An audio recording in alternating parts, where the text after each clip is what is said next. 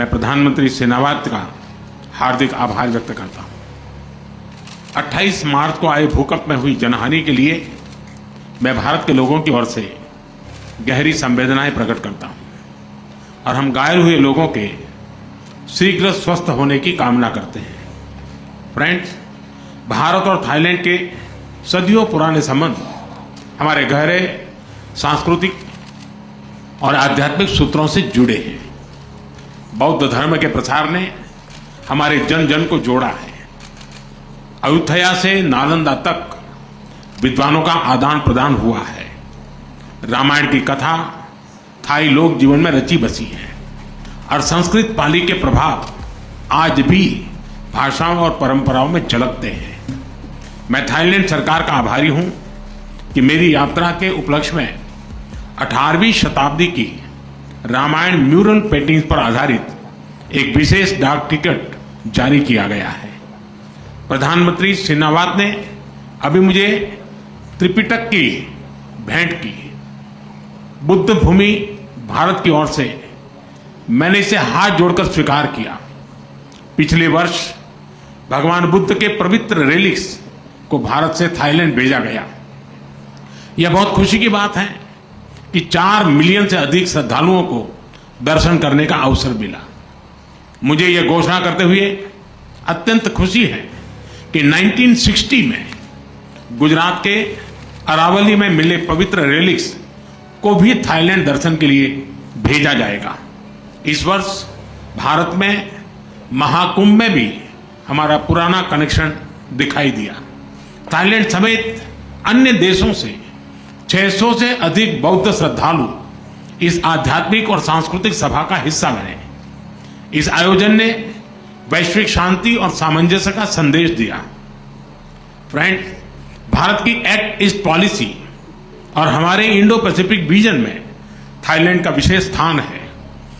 आज हमने अपने संबंधों को स्ट्रैटेजिक पार्टनरशिप का रूप देने का निर्णय लिया है। सुरक्षा एजेंसियों के बीच स्ट्रैटेजिक डायलॉग स्थापित करने पर भी चर्चा की। साइबर क्राइम के शिकार भारतीयों को वापस भारत भेजने में थाईलैंड सरकार से मिले सहयोग के लिए हमने थाईलैंड सरकार का आभार प्रकट किया। हम सहमत हैं कि हमारी एजेंसीज ह्यूमन ट्रैफिकिंग और इलीगल माइग्रेशन के खिलाफ एकजुट होकर काम करेगी। हमने भारत के उत्तर पूर्वी राज्यों और थाईलैंड के बीच टूरिज्म, कल्चर, एजुकेशन ऐसे क्षेत्रों में सहयोग पर बल दिया है।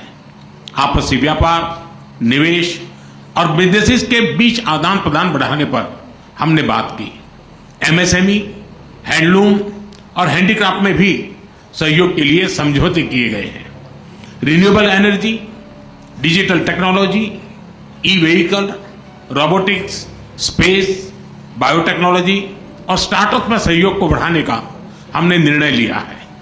फिजिकल कनेक्टिविटी के साथ साथ दोनों देशों के बीच फिनटेक कनेक्टिविटी बढ़ाने पर भी काम किया जाएगा।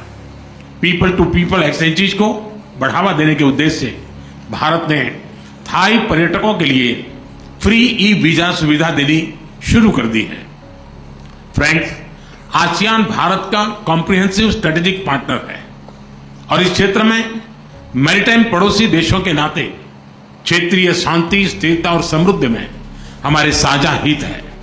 भारत आसियान यूनिटी और आसियान सेंट्रलिटी का पूर्ण समर्थन करता है। इंडो पैसिफिक में free, open, inclusive and rule based order का हम दोनों समर्थन करते हैं। हम विस्तारवाद नहीं, विकासवाद की नीति में विश्वास रखते हैं। इंडो पैसिफिक ओशंस इनिशिएटिव के मैरीटाइम इकोलॉजी पिलर को लीड करने के लिए थाईलैंड के निर्णय का हम स्वागत करते हैं। फ्रेंड्स, कल बिम्स्टेक समिट में भाग लेने के लिए मैं उत्सुक हूं। थाईलैंड की अध्यक्षता में इस फोरम के अंतर्गत क्षेत्रीय सहयोग को नई गति मिली है। इसके लिए हम प्रधानमंत्री और उनकी टीम का अभिनंदन करते हैं। एक्सेलेंसी, एक बार फिर स्वागत और सम्मान के लिए मैं आपका धन्यवाद करता हूं और त्रिपिटक की भेंट के लिए आपका विशेष रूप से आभार प्रकट करता हूं। बहुत बहुत धन्यवाद।